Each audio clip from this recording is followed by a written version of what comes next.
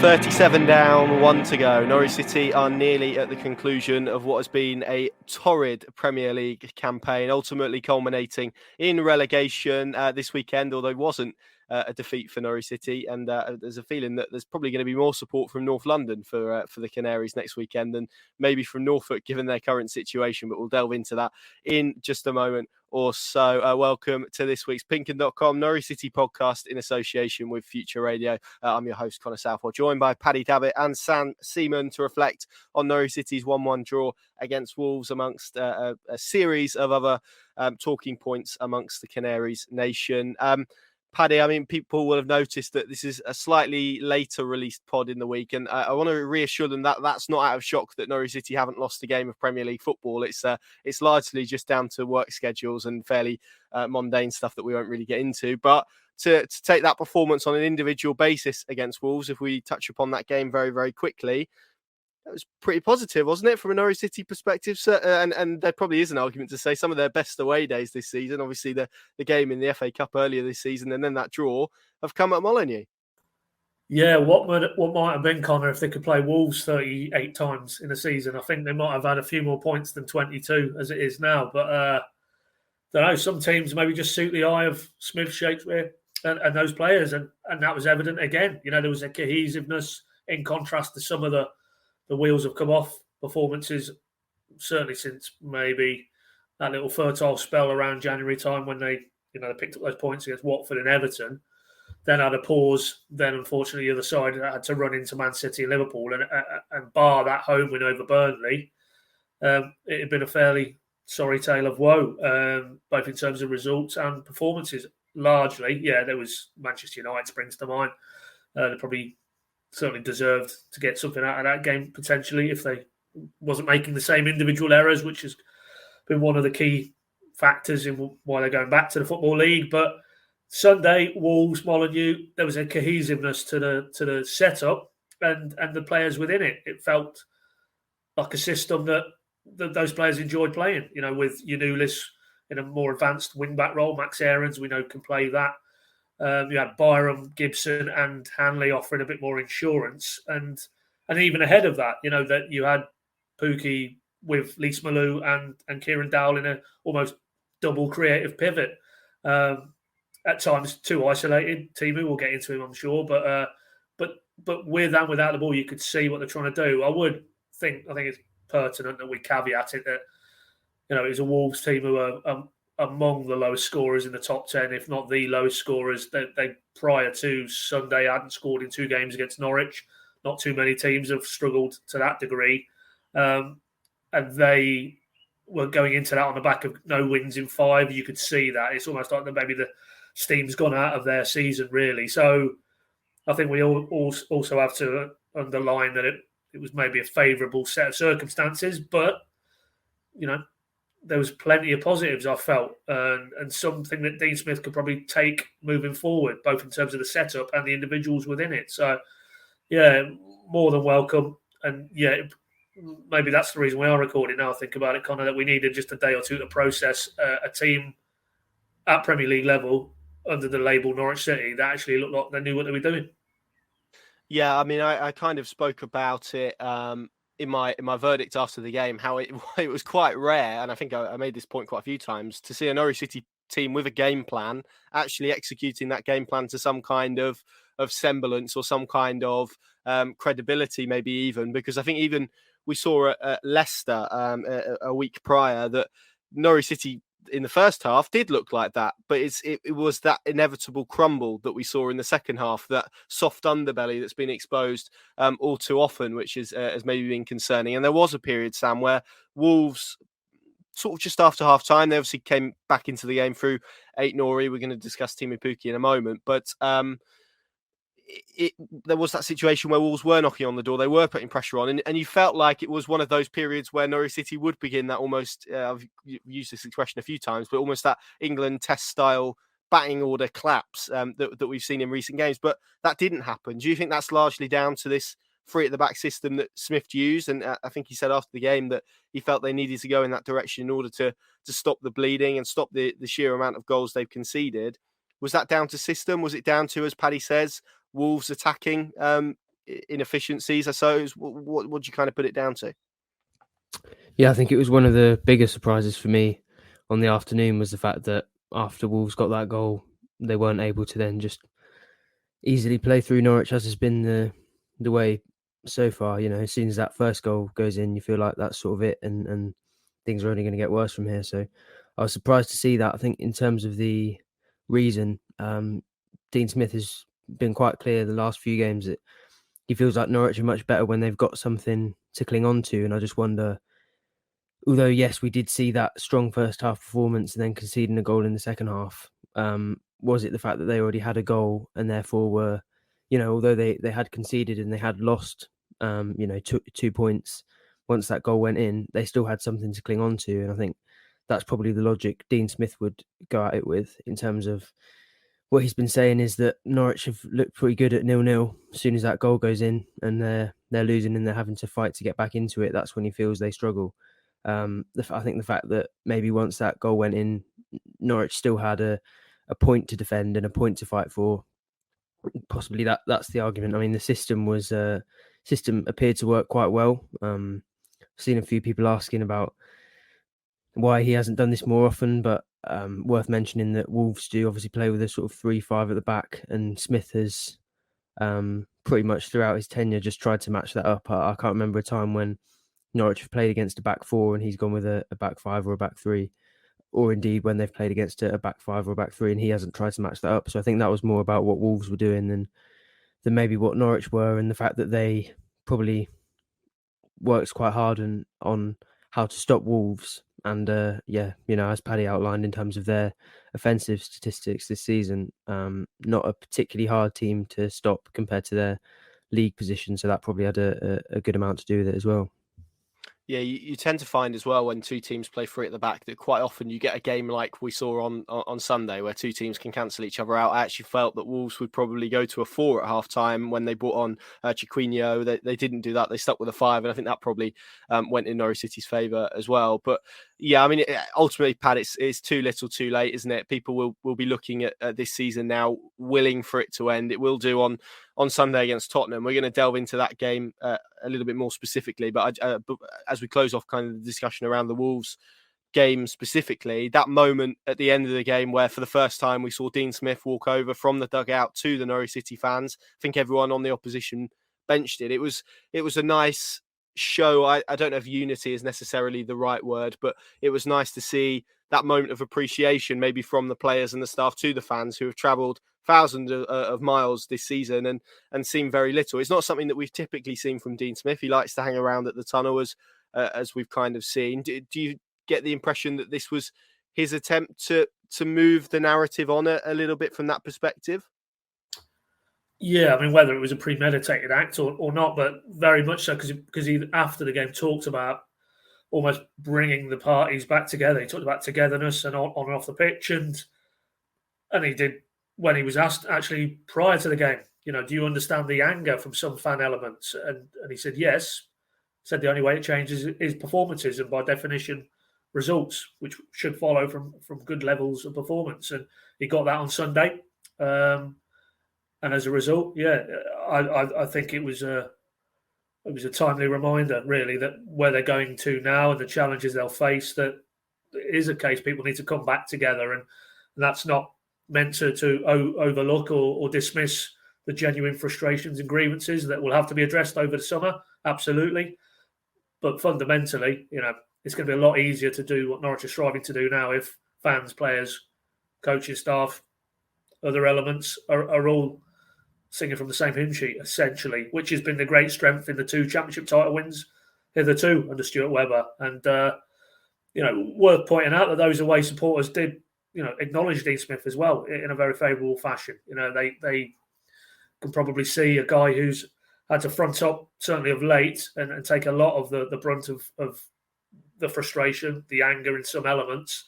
And he hasn't shied away from that. He's met questions about protests and, relegation head on. And while people have started to question maybe him as a coach and the tactical setup and why he hasn't managed to extract more from this group of players over the length of time he's worked with them, I think there's a general acceptance that in the situation they're in now, he's a very capable leader and somebody with the experience to sort of handle what is inevitably for him the first relegation on his coaching CV. He's almost learning about that aspect of the job. He's talked again after the game Sunday how difficult it is to motivate a group who are essentially relegated. So he's learning all the time about these group of players. But, fundamentally, that was a nice moment and due reward for a lot of those fans at Wolves will have been pretty much to every away game because they are the diehards, essentially, and they haven't had precious little to get behind. I was trying to think before you came to me. I mean, Brighton away, they got a point. I can't remember much since Watford, really, probably, when they won at Vicarage Road. It's been thin gruel for if you're an away supporter following Norwich this season in the Premier League. And at the very least, they deserved a performance and they got a result as well. So, it'll be interesting what the fan reaction is this Sunday at Carrow Road against Tottenham. But yeah, no, there's no disguising the fact that that was a step in the right direction. But to take Dean Smith at his own measure, it'll only build from there if they can follow up what they did against Wolves, against Tottenham, and probably more importantly then at the start of next season. Because, if not, that frustration and anger, that'll only build, I think, if there's no discernible signs that this is going to be different.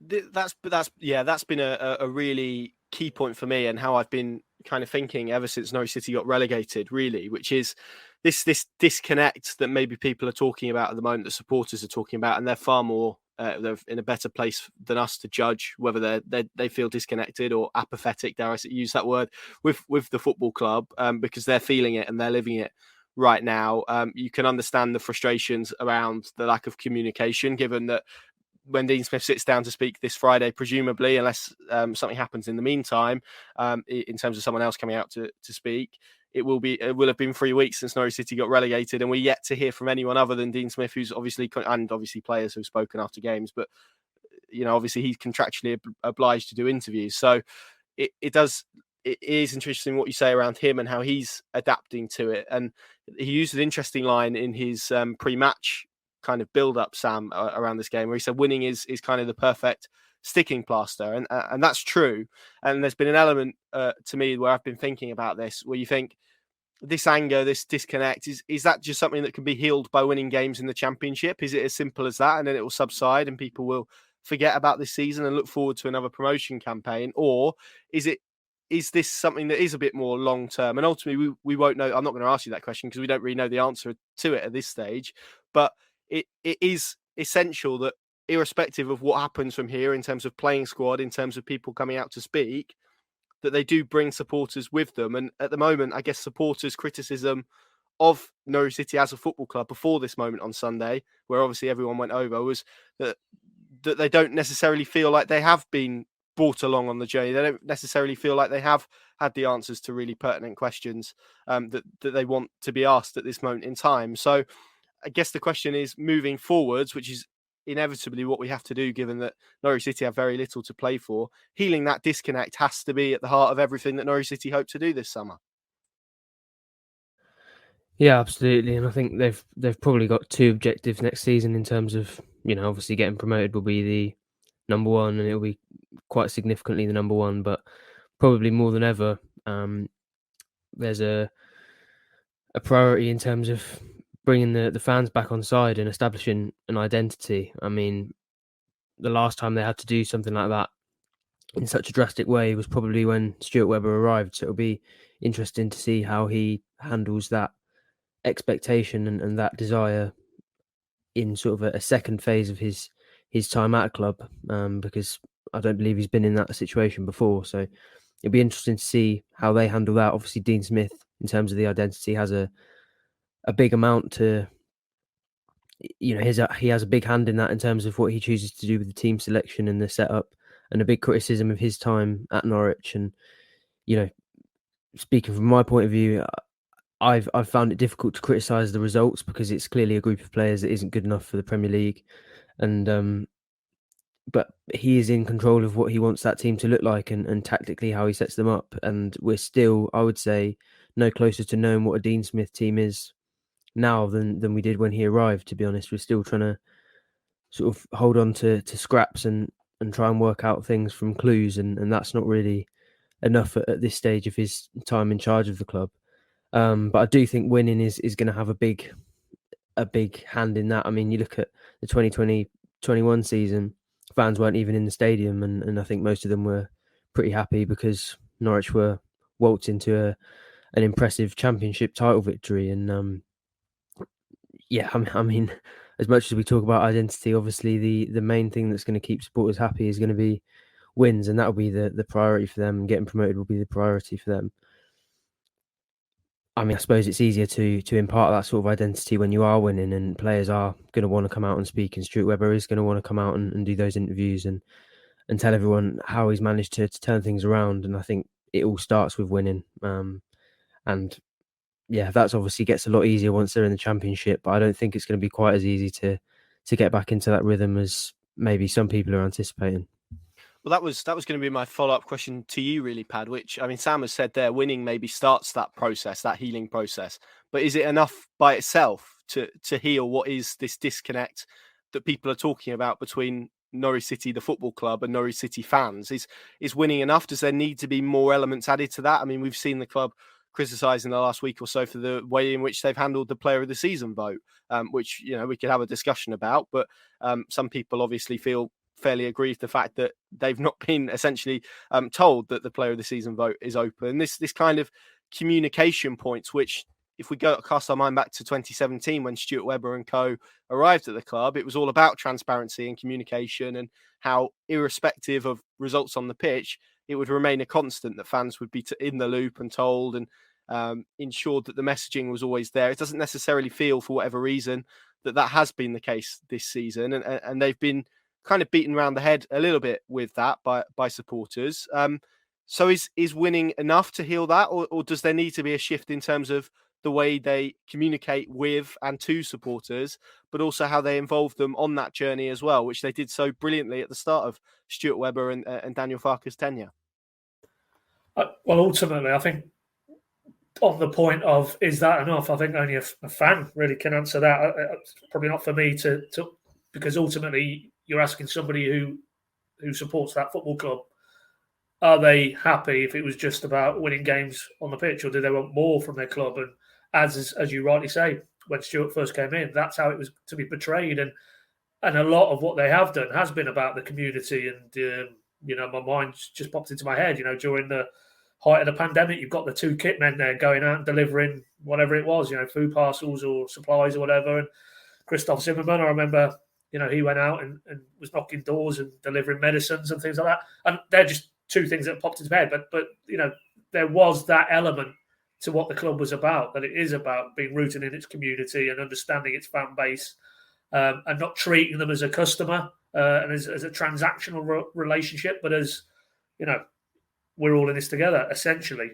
to draw it back to the scenes at the final whistle at Wolves. And just on the transparency point, that has been lost somewhere along the way. How they came in, how Stuart Webber set that tone, that cultural tone, that has been lost. And you probably need a lot longer than the podcast we're on now to sort of maybe digest or sort of dissect why that has the case. Is it simply just failing, as they do so graphically at Premier League level under this model, essentially, with these people driving this model? Is it just simply that? Is there something more? Is there something deeper? There is quite an in-depth discussion to be had on that. But fundamentally, as I say, not a fan, but if I see a team on the pitch who are winning a lot of games next season at the right end of the table, you would think as a result that the style of play would be one that you could row behind. I think that, in my opinion, where I'm coming from, that would placate a lot of supporters. But ultimately, if that then led to back to the Premier League for a third time under the same individuals at the very highest echelons of the club, and a third season following the trajectory of the previous two at Premier League level, we'd be back here again with the same questions, the same accusations, the same frustration. So, it's all, as Stuart Webber has talked about in the past, it's the infinite game. There isn't a finite point where you can stop the merry-go-round and then take a measure, and then that is representative of the whole under Stuart Webber at Norwich City in 2017 onwards. There's been very, very brilliant phases, some tremendous stuff on and off the pitch. It doesn't help when they're not able to win games, but what's happened at Colney is transformational, and that will be for generations of academy players. Now we'll reap the benefits of that. That's all that mid to longer term outlook that Farker and Webber used to trumpet, and that's all the positive aspects of the legacy. But fundamentally, a lot of the angst, a lot of the frustration right now is being filtered through another team, another squad, another recruitment cycle that has been palpably failed in terms of getting them to even a position where they're competitive in the Premier League. You look at the points differential between them and Watford and the other 18 clubs, they're 10, 11 points off being even competitive, even being in that discussion for who's going to go down now between Burnley, Leeds, Everton, which, fundamentally is a failure. It's a failure of the recruitment. It's a failure of the squad build. And it comes on top of a failure of similar proportions in 1920. And of course, we all know that was probably ahead of schedule. They didn't have the finances to go and get the player they wanted. But this time around, they had the finances relative to Norwich. They also had the lessons that they should have learned from 2 seasons ago. And I think really for me, that is where a lot of this frustration and anger and sense of something has to change. We can't be back here again 12 months from now, yes, basking in the glow of a third promotion, which would be some achievement. If Norwich were to follow up 2 title wins with a third consecutive championship promotion, again, you want to look at legacy. If Stuart Webber's still at the helm, that goes in the positive side of the ledger. But if it's then the precursor to what we've experienced this season, what we experienced 2 seasons ago, then, all the engagement that they want to do in the world and all the transparency and communication, I don't think will address that. And I did see something, I didn't actually click on it, but they did put a tweet out. I saw the club, that is, a day or 2 ago about fan engagement and about something about a supporters charter. So, must confess, didn't actually click on and read what that was about. But is that a signal that they want to move in that direction where they want to be, again, seen, whether they would disagree or not? But the perception is that they're not collaborative, they're not communicating well with their fan base, irrespective of media. And maybe that's a step in the direction of acknowledging that and trying to do something about it. But fundamentally, for me, until it's right on the pitch and the squad and the head coach, then, anything that they want to do in other areas, I think, is a secondary consideration. It now has to be very much about getting this right for next season. We live Norwich City. The build-up. The passion. The drama. The last-minute winners. The debate. That's why we've created PinkUn Plus. The app that takes you beyond the headlines. With exclusive columns, blogs, podcasts and videos, we've got you covered. Subscribe today. PinkUn Plus. Stay ahead of the game. Download now on the App Store and on Google Play.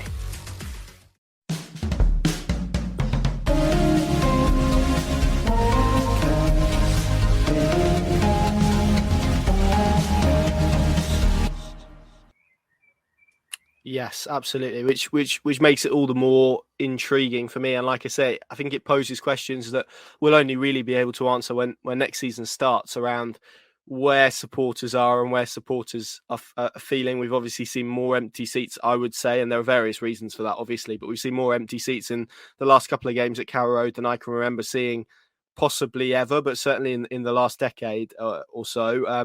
Like I said, there is other kind of mitigating circumstances to that, and ultimately what we've seen on the pitch doesn't help. Let's shift this on then to Teemu Pukki. I'll advertise at this stage that you guys were both involved in a Monday Night Club, which is our podcast exclusively available to PinkUn Plus subscribers, looking at Teemu Pukki. I think it was in comparison to Grant Holt, wasn't it? Of course, he's now matched his goal scoring return, 78. He's done it 2 games quicker, and of course without a League One season as well, which I'm not using that to beat Grant Holt with, obviously, who was a wonderful Norwich City player, but those were the circumstances he was in. But worth noting that Teemu Pukki has done it in the top 2 divisions as well.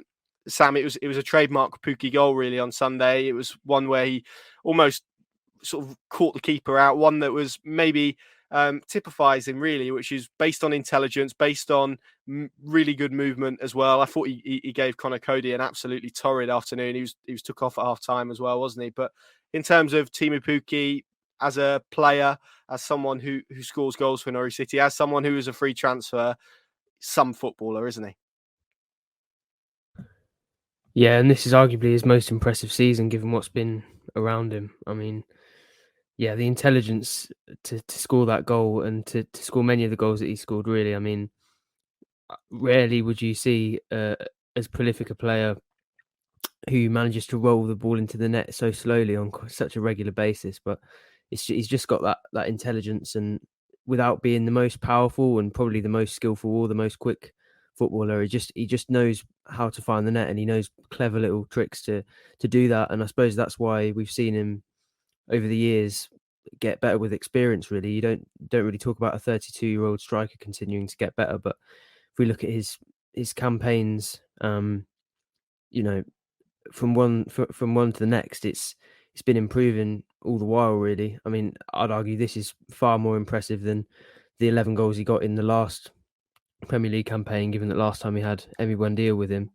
And on the Monday Night Club podcast, I used the comparison of a sort of younger kid in a Sunday League game who's maybe grown up a bit faster than the rest of the kids and just gets given the ball on the halfway line and told, beat these 5 defenders and score a goal for us. That's what Teemu Pukki has to do every week against Premier League defenders, and he still managed to do it on a pretty regular basis. So yeah, I mean, it's just done unbelievable things for Norwich week in, week out, really. And yeah, looking back at the points total and the results of this season and quite how poorly Norwich have done, just highlights what an unbelievable player he's been and what an achievement it is to score 11 goals in this team. I thought it was actually probably, as far as I can remember, his best performance of the season on Sunday, actually. And just highlighted everything that he was about, especially with that goal.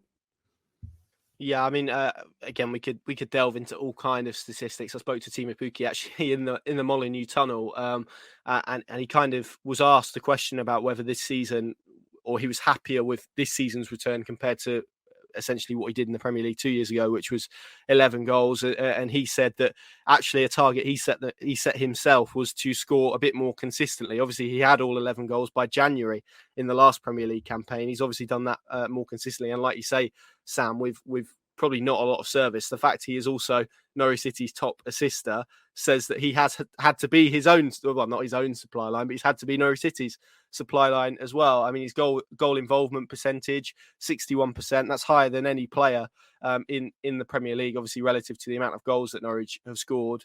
Norwich are so reliant on him, Paddy, and they're so essentially, if an opposition team stops Teemu Pukki from scoring, quite often they stop Norwich City from scoring. That's clearly an issue that Dean Smith will have to address in the summer and moving into next season, obviously providing Pukki is here, which we'll get onto it in a moment. But would you agree with Sam? Is this his most impressive, I suppose, season in Norwich City colours, simply because of the circumstances and the lack of creative presence that he's had around him, really? I think that's a fair comment, absolutely, yeah. I mean, the 2 championship seasons, he's got the Argentine maestro pulling the trigger, and then, even in the Premier League, there was some really nice link-ups with Cantwell early doors in that season. And he wasn't really the same player when he got the broken foot, I think it was, from memory, at Leicester around about December that season. And, this season, I wasn't aware he was the top assist maker as well, but while you were saying that, Connor, I'm just having a look down just to graphically underline what we're talking about. Kieran Dowell, 1 Premier League goal, 18 appearances.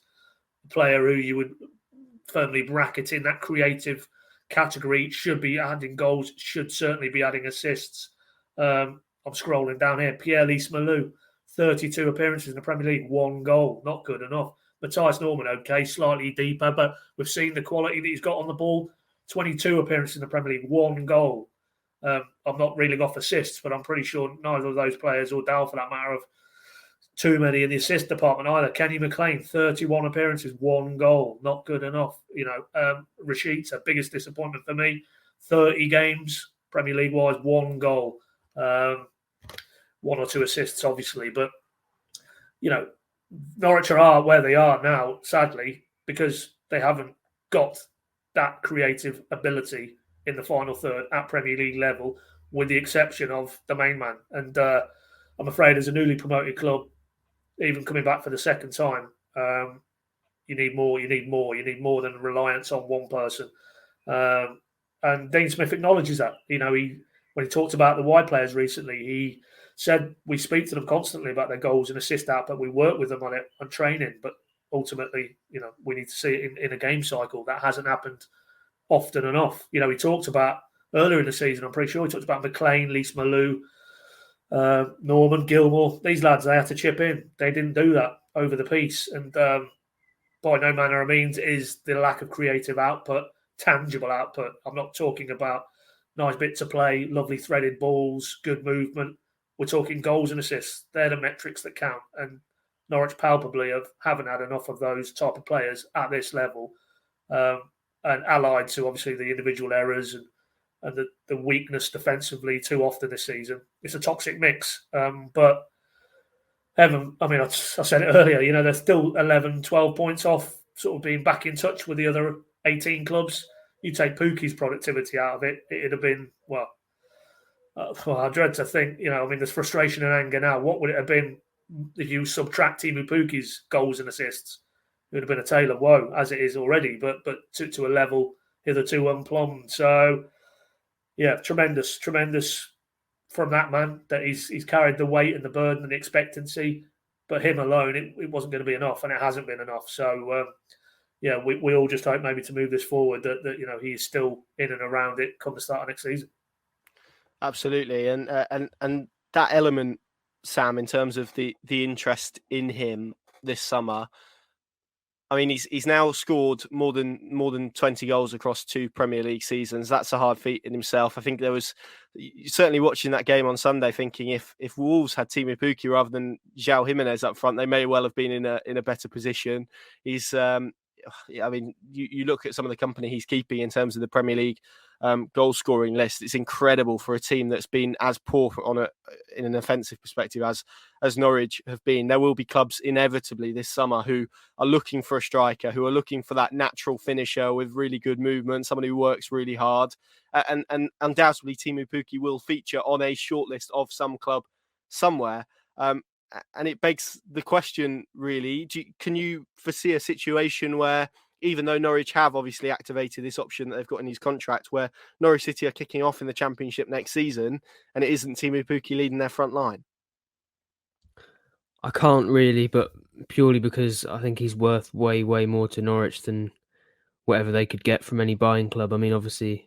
Well, sorry to jump in again, but I'm going to have to ask you in terms of what sort of fee would you think it would take for so, like we said, 32, so not necessarily got age on his side. I think if he was 26, 27, this discussion would be very different, right? Yeah, I mean, if he was 26 or 27, there's no question he's probably going for 20, 25 million, and that's probably a good deal, and Norwich are backing themselves to replace him with some decent Championship quality for a much smaller fee. But the fact, unfortunately, is that they're not going to get near that figure for a 32-year-old. And they're probably also not going to be able to find a striker that's anywhere near as good at Championship level with their budget. I mean, they, I'm not trying to discredit their work, but they did sort of strike gold when they signed him on a free in the first place. As good at recruitment as you are, you just don't get that lucky that often. And I think they would have to invest a significant sum of money to guarantee them Championship goals, and they're not going to get that sum of money for a 32-year-old that's just been relegated, unfortunately. So for that reason, I do see him sticking around. He doesn't seem like the sort of character that would kick up a fuss and try and force his way out. I think there'll be more of a discussion to be had if he continues his form. There'll be more of a discussion to be had next summer, especially if Norwich don't end up getting promoted. But for now, I just don't really see it being worth it for either party. Obviously, if you're looking at the sort of financial aspect as well for Pukki, he's obviously on a decent Championship wage because of that clause that meant he's basically going down with his Premier League wage. And I don't see how it works that well for either party. He's got a young family as well.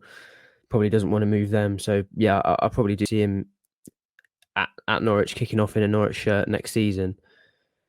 Although, yeah, like you say, if he was a 26, 27-year-old, it's probably a very good fee if you look at the sort of money that the likes of Ollie Watkins went to Aston Villa for. That's sort of 30 to 35 million, and he hadn't even played in the Premier League at that point. So, yeah, if he's that sort of age, it's probably an enormous fee, and the Norwich are loving to collect that. But yeah, it's not going to get close to that, and I do see him in a Norwich shirt next season.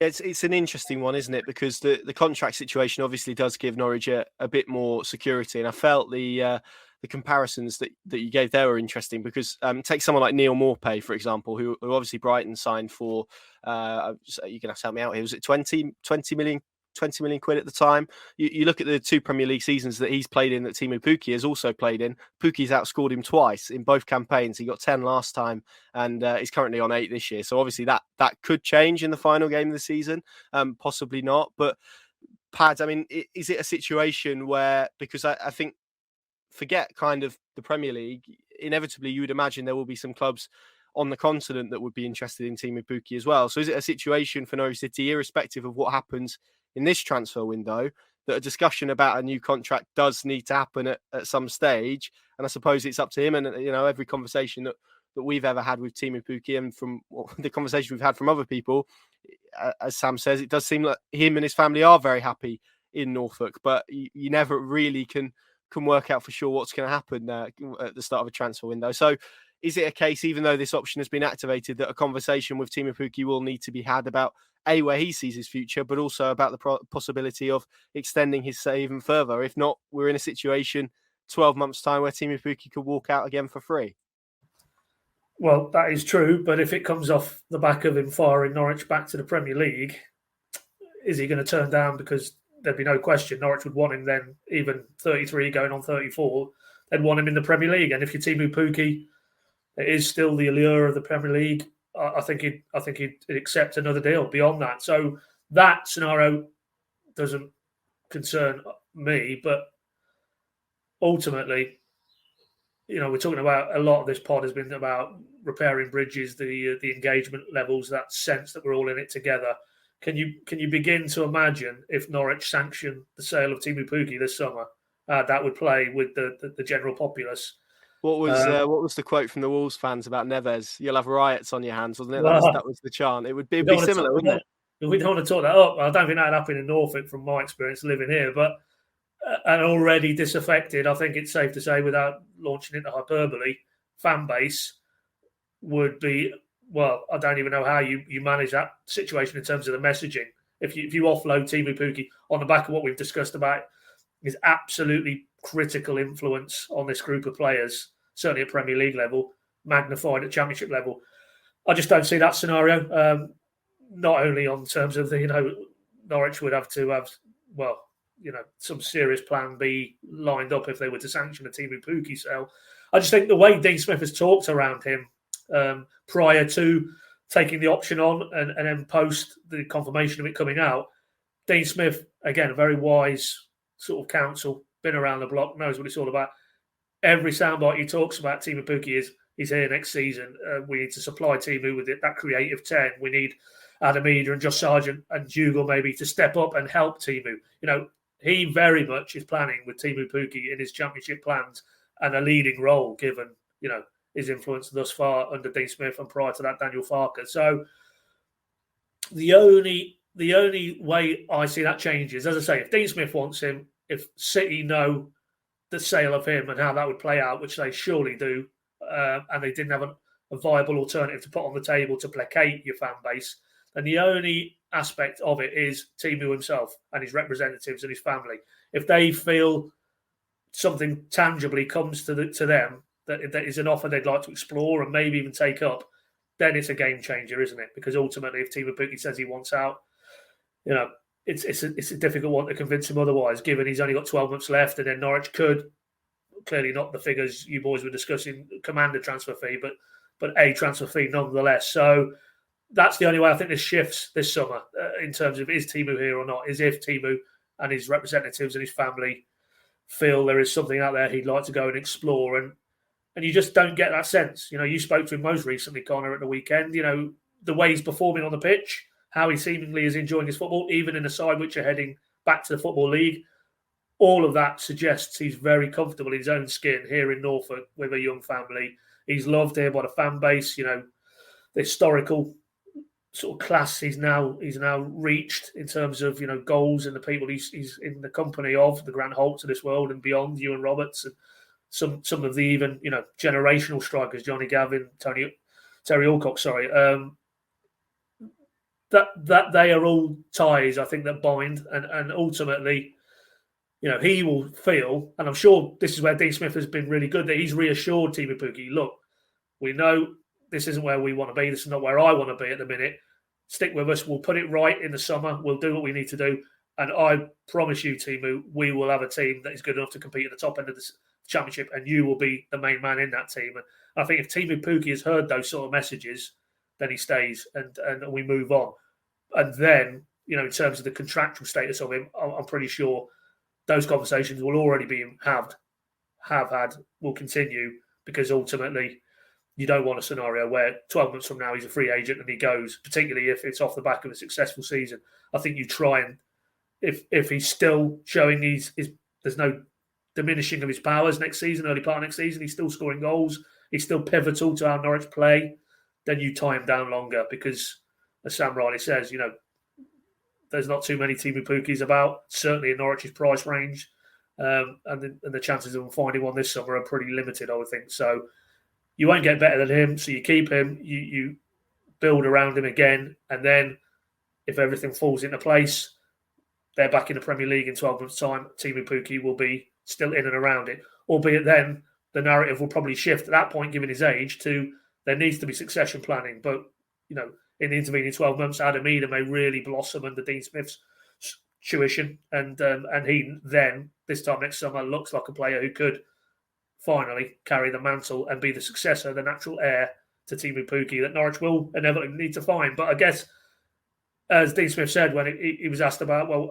will you have learned the lessons when you get back here again? Dean Smith shut down that question the other day and said, we've got to get back there first. So you can imagine that Dean Smith isn't worrying about Teemu Pukki 12 months from now. It's just in the here and now. How do I amass a squad that is good enough to get us back out at the first attempt? And the question mark there at the top end of the pitch is very firmly, you keep Teemu Pukki. Yes, absolutely. And we'll end this debate on Teemu, because contrary to popular opinion, we do like to be positive every now and again on this podcast. So Sam, let's paint a picture where, as we said, theoretically Teemu is still at the club next season, which we obviously very much hope is the case. I've got the Norwich City's top goal scorers list in front of me. He's now obviously level with Grant Holt in 6th. His goals per game rate is 0.47, which is pretty staggering. It's only Ralph Hunt, I think, in the top 10 who has a higher goals per game ratio than Teemu Pukki. With another season of Championship football, how far up this list could he get? He needs 2 more to get into the top 5. Then you're looking at Robert Fleck on 84, Ewan Roberts on 96 as the next 2. Could we be looking at Teemu Pukki in a year's time as someone who is in the top 3 of Norwich City's all-time record goal scorers? Could he be the first man to get 100 goals? I'm trying to look, really. It would have been since Terry Alcock, wouldn't it? So that would be incredible in itself, really. Could we be looking at a man who potentially could do that if he stays and has another really prosperous season of Championship football? Yeah, I think if he was the sort of character that we expect would set targets like that, he would be setting that probably as next season, and from reading your quotes from your interview with him yesterday, I don't think he is going to be looking at those sorts of things. He'll probably be told in an interview that that's what he's achieved when he does.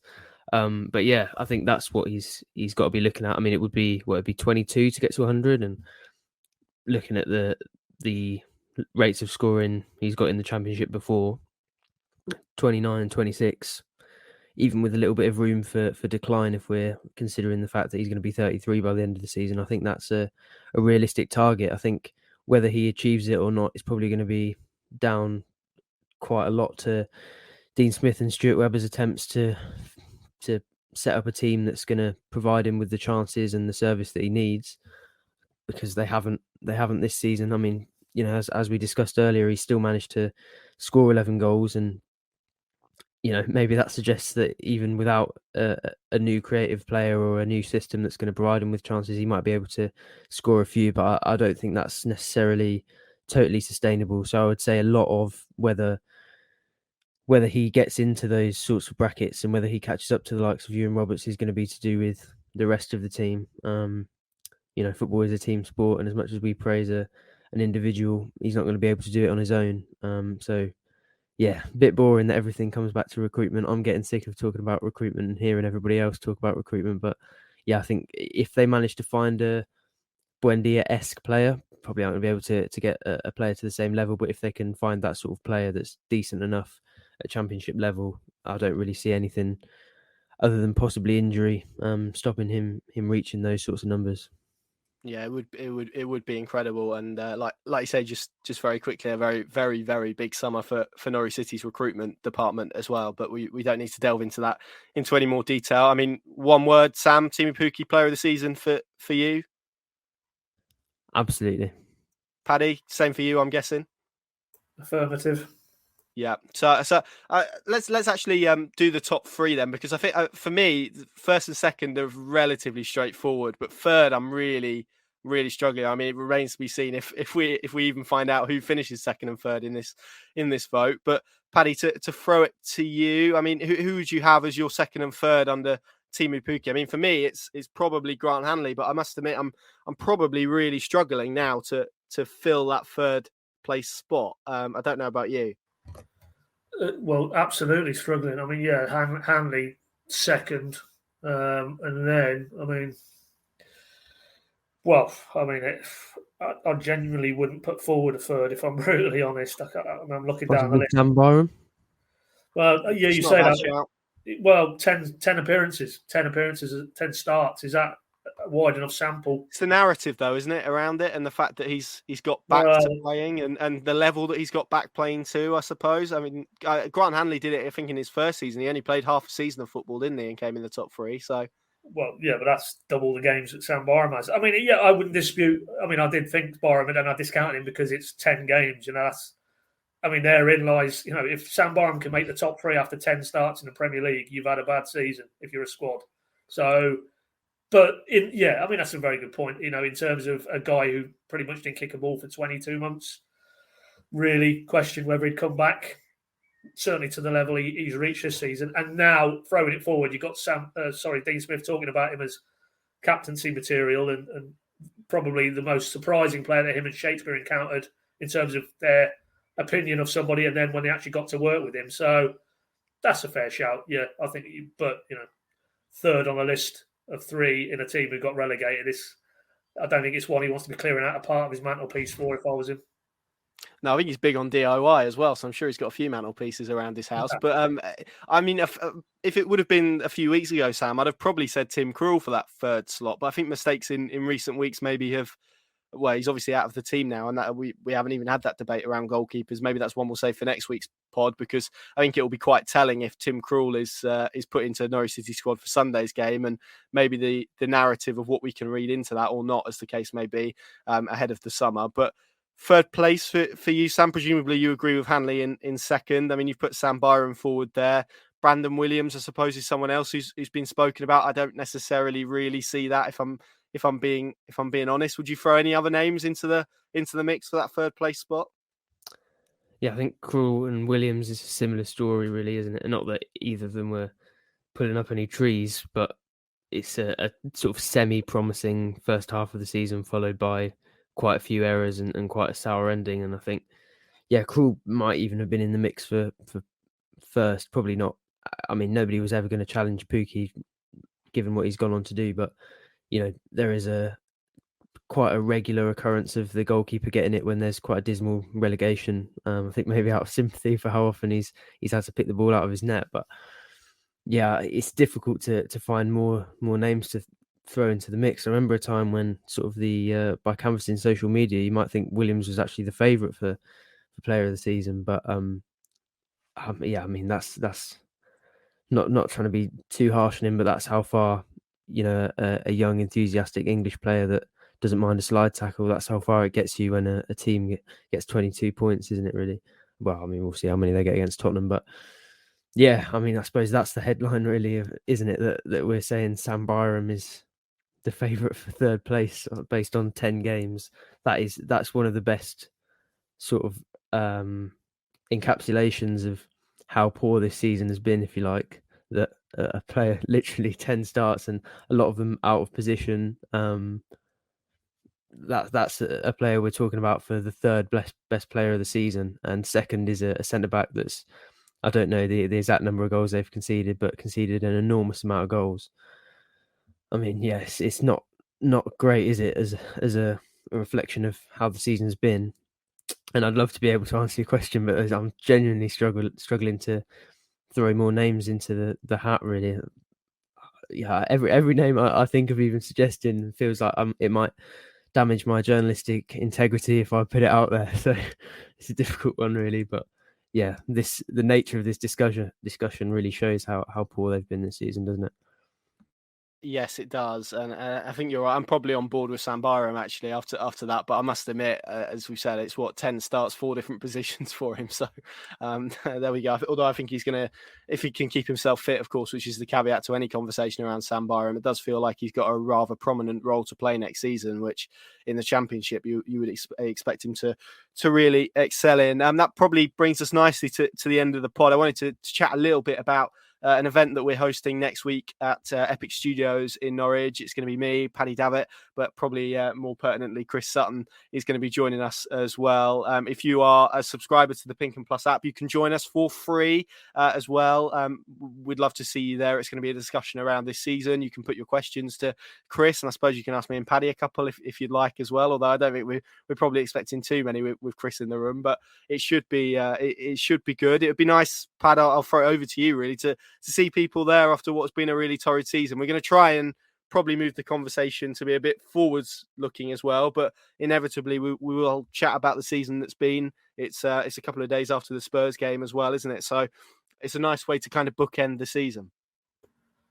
Well, hopefully, yeah. I mean, I don't, as long as they don't think we're a representation of the football club and that they can sort of beat down on us, I don't think for one moment that would be the case. But it'll be good. It will be good, and it does feel a long while. I mean, we've kind of, even prior to launching the app, we talked about these type of live events and trying to be in rooms with supporters, because obviously a lot of what we do, as we're doing today, it's kind of us talking amongst ourselves almost, and it's nice to get some informed opinion for a change as opposed to what we spout. But obviously Chris Sutton, we all know he's a very forthright, opinionated individual in terms of his general media work.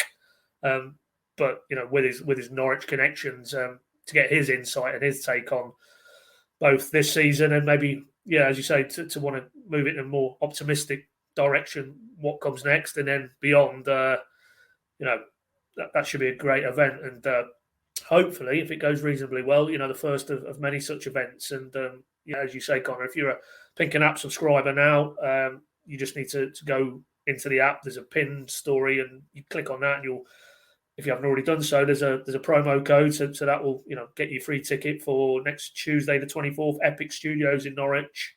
Doors open 6, event starts at 7. But I mean, I'll be brutally honest. Obviously, this podcast goes beyond the sort of boundaries of the PinkUn app at present. I mean, if you are not a subscriber, take out the 1 month free trial, which is easy enough to do. There's a link on the pinkun.com free site. It's there permanently, so you just have to find that and take out your month's free trial, and then you qualify to attend that event as well. So what's to lose? A night in the company of you, Connor, firstly, but also Chris Sutton. That those events don't come along all that often. So as I say, if you're not a subscriber, go and download it, and you get the added benefit, of course, not just next week, but you get a month's worth of what we do on the app. And you never know, you might like it if you've not already consumed it, and sort of the cleaner look to it and feel to it as well as a platform.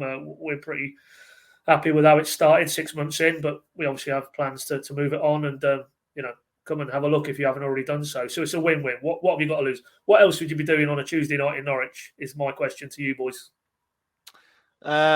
Well, for me, it would be sitting at home in my slippers, really. But then that probably says more about my life, to be honest. But I mean, you're absolutely right. And ultimately, we want to do more of these in the future.